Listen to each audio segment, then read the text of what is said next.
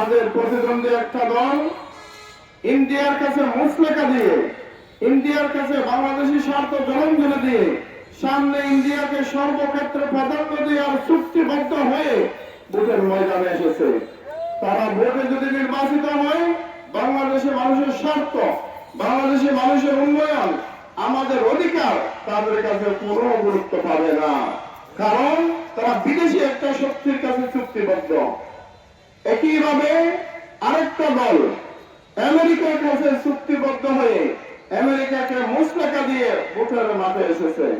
তারা ক্ষমতায় আসলে আমাদের মহেশখালী, আমাদের কক্সবাজার, আমাদের সোনাদিয়া দ্বীপ, আমাদের স্বর্ণের সেন্ট মার্টিন দ্বীপ তারা আমেরিকার হাতে উঠাই দিতে কুণ্ঠাবোধ করবে না। সেই হিসাবে উভয় দলের মধ্যে দেশপ্রেমের লেশ মাত্র নাই। তারা এই দেশকে বিক্রি করে, দেশকে প্রভুর হাতে উঠে দিয়ে শুধুমাত্র তাদের লক্ষ্য ক্ষমতা। সেই জায়গায় আমাদের ইসলামী আন্দোলন সম্পূর্ণ ভিন্ন।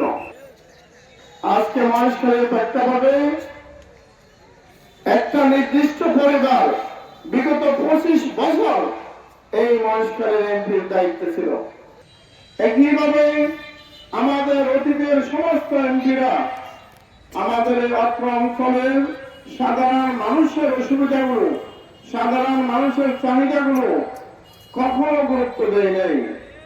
আমাদের এই উত্তর মহেশখালী জনপদ প্রায় 1.5 লক্ষ মানুষের বসবাস। 1.5 লক্ষ মানুষের জন্য একটা আধুনিক হসপিটাল এখনো হয়নি। এই 1.5 লক্ষ মানুষের জন্য একটা থানা প্রশাসন এখনো বাস্তবায়ন হয়নি। এই 1.5 লক্ষ মানুষের জন্য তথ্য প্রযুক্তি এবং টেকনিক্যাল কোর্স এখনো হয়নি। আমরা এই উত্তর মহেশখালীবাসী বারবার বঞ্চনার শিকার হয়েছি, বারবার ক্ষতির শিকার হয়েছি। আমাদের ভোটে নির্বাচিত যারা হয়েছিল তারা আমাদেরকে ক্ষতি করা, আমাদেরকে নষ্ট করা, এটাই তাদের মূল এজেন্ডা ছিল। ছোট্ট করে যদি আমি বলি, আজকের এই দিনে আমাদের হুয়ামাঠ, কালামারছড়া, মাতারবাড়ি, দলঘাটার অধিকাংশ জমি অধিগ্রহণের মাধ্যমে এখন মালিকানা আমাদের থেকে চলে গেছে। আমাদের এলাকার অধিকাংশ মানুষ এখন প্রায় ভূমিহীন। কিন্তু লক্ষ্য করে দেখেন, দক্ষিণের কারো জমি 100 জমি অধিগ্রহণ করা হয়নি। ওদের কাছে শুধু আমাদের ভোটের মূল্য, আমাদের ভূমির মালিকের মূল্য, আমাদের অধিকারের কোন মূল্য তাদের কাছে নাই। তারা পরিকল্পনা করে তারাই জমিদার হবে, তারাই মহেশখালী শাসন করবে, আর সমগ্র মানুষ ক্রমান্বয়ে ভূমিহীন হবে।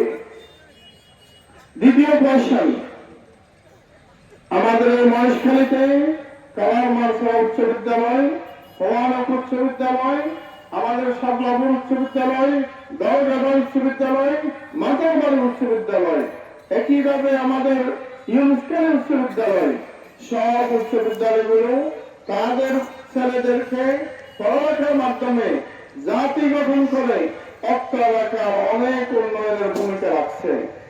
কিন্তু যখনই হাই স্কুল সরকারিকরণের ঘোষণা আসে, এই জনপদের পুরাতন কোন স্কুল প্রাধান্য পায় নাই। সেই বড় মহেশখালী স্কুলেই জাতীয়করণ করা হলো।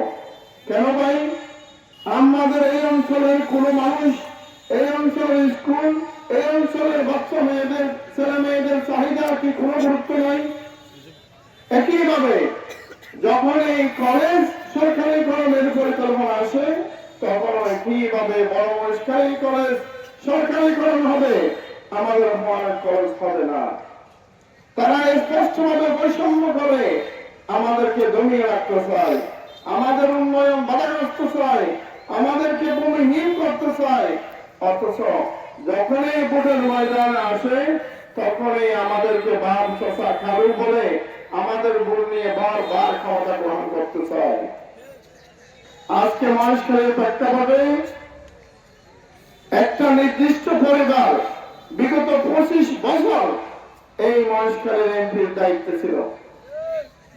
এই 25 বছরে মহেশখালীর পাহাড় মহেশখালীর বন, মহেশখালীর কারাবন, মহেশখালীর নদী একত্রে ওরা ভক্ষণ করেছে। আমাদের ভাইদেরকে তাদের ন্যায্য অধিকার পাহাড় থেকে বঞ্চিত করেছে, কারাবন থেকে বঞ্চিত করেছে, লবণের মাছ থেকে বঞ্চিত করেছে। এবার যদি আবারও তাদেরকে নির্বাচিত করেন, নিশ্চিতভাবে ওরা মহেশখালীর রাজা হবে, সমগ্র মহেশখালী বাসীকে প্রজা বানাবে, মহেশখালী বাসীকে জিম্মি বানাবে, মহেশখালী বাসীর অধিকার হরণ করবে। এই মহেশখালী বাসীকে একটা পরিবারতন্ত্র থেকে মুক্তি দেওয়ার জন্য, একটা পরিবার থেকে মুক্তি দেওয়ার জন্য, মহেশখালী বাসীকে জিম্মি দশা থেকে বাঁচার জন্য, মহেশখালী বাসীর অধিকার পাওয়ার জন্য মহেশখালীবাসীর পক্ষে যে কোনো একজন প্রার্থী দাঁড়ানো দরকার ছিল। সেই প্রার্থী যে ধরনের হোক না কেন, যে এলাকার হোক না কেন, তাকে সমর্থন দেওয়া সমগ্র মহেশখালীবাসীর জন্য দায়িত্ব।